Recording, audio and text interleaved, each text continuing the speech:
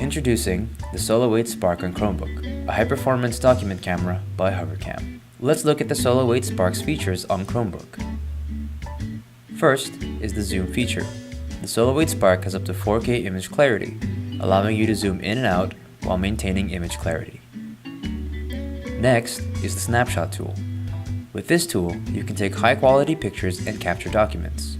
Simply press the camera icon and it will take a picture for you. The last picture taken will appear as a thumbnail on the bottom of your screen. Click on it to change where you want the photos to be saved.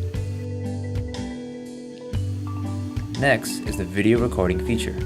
With this, you can record video in HD quality. Next, you will find the view options.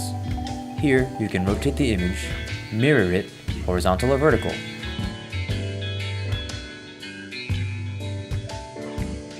and make your HoverCam app full screen or window. The focus and control menus are currently not available on the Solo 8 Spark due to firmware differences. However, you can use the focus button located on the Solo 8 Spark document camera to activate the autofocus and autofocus lock. Thank you for watching.